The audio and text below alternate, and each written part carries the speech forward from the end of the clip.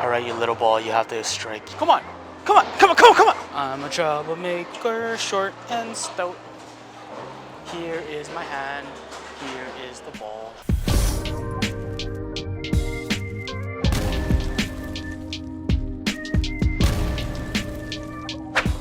Gootz is back, and here I am at the lanes. I wonder if you guys noticed, but we got some new scoring. Pretty cool. Anyways, we're gonna be doing a new ball review with the new DV8 Troublemaker Pearl. Unfortunately, I don't have the original. It did crack on me in the past, and a great ball, but something that I didn't really need. I'm gonna be comparing it with the Cuda Pearl as well as the Verge hybrid. We're gonna see how this goes. I threw up a couple warm-up shots earlier, but you know what? I'm gonna play a little straighter for now and keep moving left. So this Troublemaker Pearl is designed for two-handers, so you can have many different options of layouts. But honestly, with me being a one-hander and a thumb, it's just an ordinary symmetrical pearl. So if you're interested on what it's gonna happen with two-handers, just wait for Jacob's review. Let's throw some shots and get it going. So I'm gonna start off with the new ball and see what it does. Didn't really get much time with it, but you know what? I hear great things with this. I had a great time with the other one, so let's enjoy.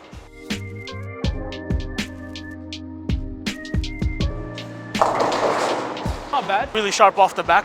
We are bowling on 46 feet, so it's gonna give us lots of length and probably some crazy backhand. We're gonna see how this ball does as we transition more left. And I bet you anything, it'll get through the front and the mids and really be sharp off the back once I go even further left.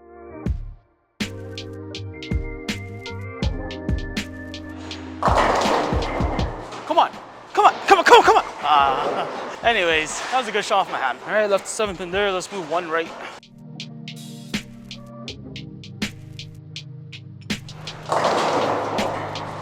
Eight pin, totally not the right part of the lane. Now that I'm a little warmed up, let's move a little bit in.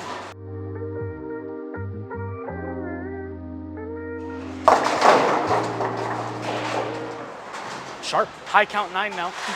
All right, so that last ball was pretty sharp off my hand. We are bowling on 46. Maybe I need a counterbalance with another 5.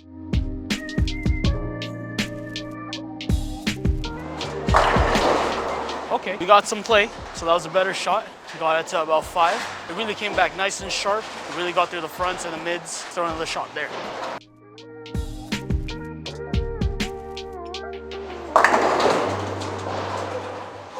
Oh, sharp.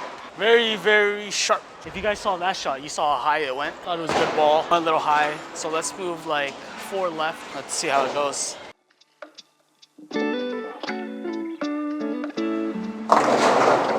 So I missed out. Didn't really have a lot of recovery, but it still got to the head pin, which is crazy. I wasn't expecting it to do that. I'm a troublemaker, short and stout. Here is my hand, here is the ball. Ooh, there we go. That was a nice shot. 5 pin fell a little late, but you can really see the length on this ball. And once it gets to that spot, it really just wants to roll right in. All right, guys, question time with Gootz. So, what's the most trouble you got on a bowling lane?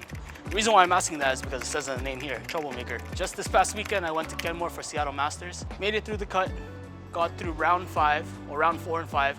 That's when I started to have some issues. I couldn't get the ball down the lane further enough and have it react. When I was in that position, I didn't know what to do. But I made my spares, tried to do the best I can, and I finished with a top 10 finish. So, what's the most trouble you got into? Comment down below.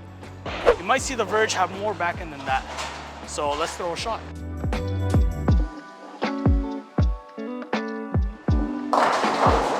That was a good ball. It did pick up a little earlier from what I saw. And then once it hit that spot, it really just wanted to take off. So you know what? Let's throw 2 to 3 more good ones. I'm gonna miss a little further right. Let's see what this ball does.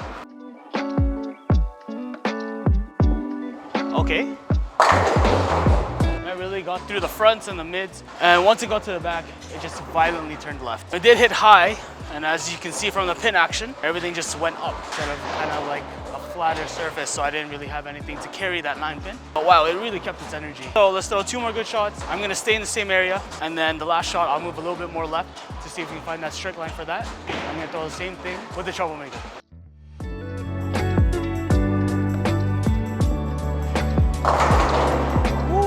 Troublemaker Pearl and the Verge are pretty similar in shape. They are the same layout. They both really just love to ping off the back. So this is probably a ball that you want to use when it starts to dry up or even on lighter oil conditions. But definitely a ball that I think will help you when you're left of 20. So that was a great shot off my hand. I'm gonna throw one more at that area. I don't really think I have to move. Just have to get it to that break point, and it looks like I'm trying to hit 10. So let's throw another good shot here. Hook. Yeah, definitely really long down the lane. So with that being said, these two are very similar. Let's try throwing the Cuda at the same line, see what shape I get. All right, so here in my hand, I have the C300 Cuda Pearl. I'm gonna throw the same line, pretty much same rotation and everything. Be standing on 30, throwing it to about 10. It looks like 10 is the sweet spot on this pattern. So let's throw a good shot here.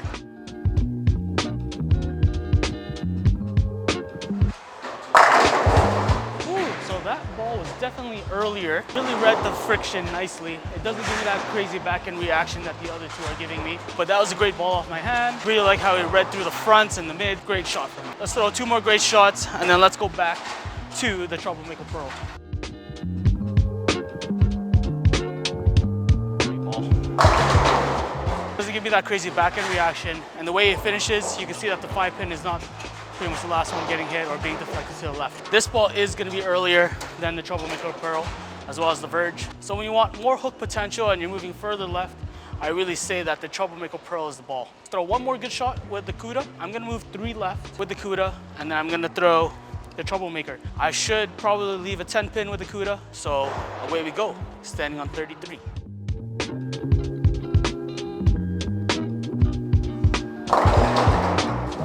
So you can see it's definitely lighter. When it hit the spot, everything just tumbled down. Definitely light hit. I'm not getting that crazy back end reaction that the Troublemaker Pearl may give me. So I'm gonna throw the Troublemaker Pearl in that same area and see what this ball does. Let's throw some good shots now. Come on, ball. Wow, that's a lot of back end. I did throw a little slower, a little bit more grabby off the bottom, so it wasn't the best shot from me. Honestly, we could probably throw one with a little more speed, especially from there. It'll shape better, and then from there. All right, you little ball, you have to strike here because we are very far left now. This is my comfort zone, okay?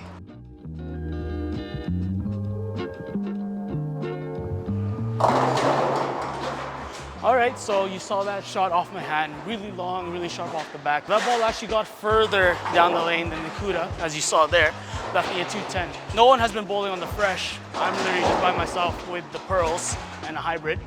It's really just pushing it down. So the further left I go, especially right now, I'll probably be leaving a lot more lighter hits, but let's slow the speed down on this next shot. I'm having a good feeling about this Troublemaker right here. Is that it?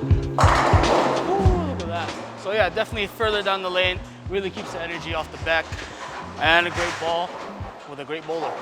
Gootz back from the lanes, and today we threw the Troublemaker Pearl. Honestly, I've never seen a ball with so much back end reaction. We did bowl on 46 feet today, so I wanted to see what would happen when we started moving left. Since it was still fresh, I couldn't really get a good read of what would happen if we had bigger balls in the beginning for me to have a little bit more hook room. With that being said, throwing this ball a little straighter was okay. Really got that length and really back end reaction, but as I kept moving left, the ball did start showing its shape. The way that the ball started to move in the back was pretty crazy, especially for being a Pearl and being a DV8 line. It always gave me that tremendous back end motion. One thing that I had trouble with was trying to control the shape in the back. It was either over or under, and like I said, the pattern was too fresh.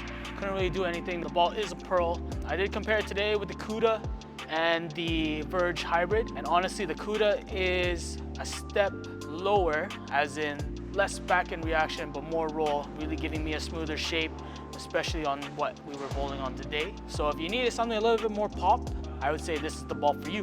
For me, I wouldn't personally bring it to tournaments just because usually in our blocks we bowl probably like 6 games to 8 game blocks. With other bowlers being around, I always had that extra hold that people created for me to just stick to something like the Cuda.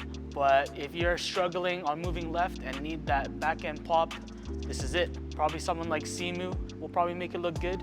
I'm pretty excited to see what Jimu does with this, since it is preferred for two-handers and you can do so many different things with it. It's going to be very interesting on what he can do to that ball, and I'm very excited to see it. Thanks for watching the ball review on the Troublemaker Pearl. Don't forget to use the promo code JUNGLEBURKS, boothbowling.com. They have everything there. Look through it, buy everything. All right, guys, don't forget about my question. What was the most trouble you got into on the lanes? Comment down below, let us know, and thank you for watching. See you in the next video.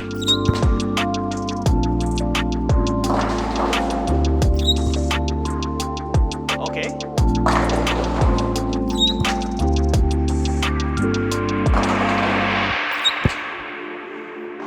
Hook.